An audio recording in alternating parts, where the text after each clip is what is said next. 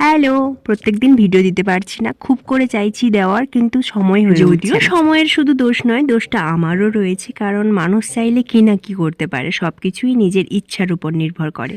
এখন রাত বেশ হয়ে গেছে, কিন্তু মেয়ে ঘুমানোর পর ভাবলাম সময় নষ্ট করলে চলবে না, কিছু কাজ করা যাক। তাই ঠান্ডাতে আর বাইরে বেরোতে ইচ্ছে করলো না, এই মশারির ভেতর, বিছানার ভেতর কাজ নিয়ে বসে গেছি।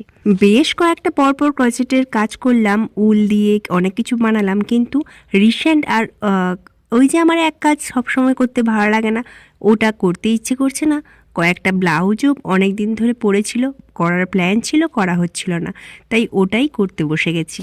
প্রথমেই হালকা পেন্সিল দিয়ে সমান মাপে বর্ডারগুলো দিয়ে দিয়েছিলাম। প্রত্যেকটা ব্লাউজে আমি যেভাবে করব প্রথম দিন ওইগুলো করেছি, প্লাস একটু কাজ করেই রেখে দিয়েছি। নেক্সট দিন এই টুকটুকে লাল ব্লাউজটা কমপ্লিট করলাম।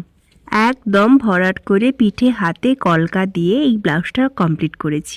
আচ্ছা, আমার মতো কি কেউ আছো যার সেম কাজ করতে একঘেয়েমি লাগে, কিন্তু আবার কাজ ছাড়া থাকতে পারো না, কিছু না কিছু করতে হয়? যদিও আমি এটা কোনো গুণ মনে করি না, আমার এটাকে আমি বেগুনি মনে করি, কারণ একটা কাজ বেশি দিন করতে পারি না, সব কাজই মোটামুটি করে নিতে পারি। মোটামুটি এমব্রয়ডারির কাজও চালিয়ে নিতে পারি, পেন্টিংও করতে পারি, ক্লের কাজও করতে পারি, আবার ক্রচেটের কাজও করি। তাই আমি মনে করি সব কাজে আমি মোটামুটি, ফাটাফাটি আর নই।